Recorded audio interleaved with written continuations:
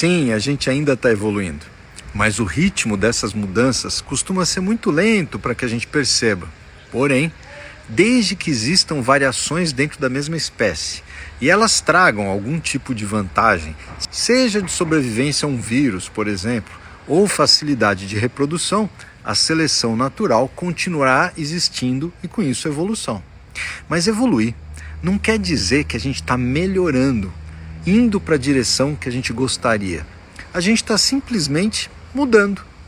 Exemplo muito interessante eu percebi há mais de 30 anos quando eu fui para o Tahiti. E eu fiquei abismado, porque naquela época tinha uma quantidade enorme de obeso. Por quê? Então imagine que há uns 3.000 anos, em embarcações rudimentares, os ancestrais desses caras se aventuraram no meio do nada, no Pacífico, em uma época em que não sabiam se encontrariam uma ilha, não tinha GPS, não tinha mapa, não tinha nem comida enlatada. Muitos devem ter ficado à deriva semanas, e nessa condição de náufrago, quem tinha um metabolismo mais lento teria uma vantagem de sobreviver em inanição por mais tempo, chegar à ilha e acabar colonizando e se reproduzindo. E eles passaram para os seus filhos não só seus genes, como a epigenética da privação de alimentos, o que tornava seus filhos ainda mais econômicos do ponto de vista metabólico, o que poderia ser uma vantagem se eles também quisessem ir para mais uma ilha mais para frente. Mas atualmente, com a fatura de ultraprocessados, aquilo virou um tiro no pé e colaborou com a explosão de obesidade naquele arquipélago. E isso é só um exemplo de seleção natural ocorrendo em poucos milênios. Mas embora a gente continue com diferenças entre os indivíduos, é interessante notar como as pressões evolutivas mudaram. Durante toda a história da humanidade, a natureza impunha vantagens aos humanos que fossem mais fortes ou mais inteligentes. Esses se defendiam melhor, obtinham mais alimentos, reproduziam mais e passavam adiante seus genes.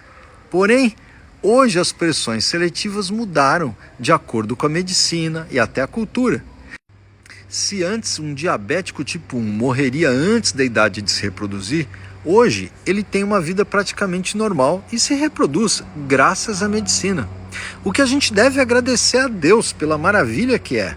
Mas do ponto de vista evolutivo, a gente promoveu o oposto daquela lamentável eugenia que os nazistas e outros tentaram fazer, porque a gente acabou anulando essa desvantagem evolutiva e impedindo a seleção do mais fraco. A própria cultura também influencia, porque se antes uma pessoa se identificasse como cachorro, provavelmente ela morreria de frio, fome ou talvez atacada pela própria alcateia que ela estava tentando compor e não passaria adiante seus genes. Hoje, mora em casa e graças às suas habilidades caninas de usar a internet, até consegue se achar aí uma cadela humana para se reproduzir. Mais uma vez, olhando pelo prisma da evolução da espécie, diferente de antigamente, onde o mais inteligente da tribo chamaria a atenção das meninas, hoje um criativo milionário youtuber especialista em Minecraft se daria muito melhor do que o Einstein. Resumindo, a gente está mudando.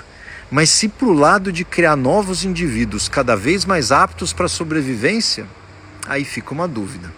E pronto, agora sim você está preparado para ouvir sobre a evolução atual do nosso cérebro. Mas acabou o tempo, vai ter que ficar para amanhã.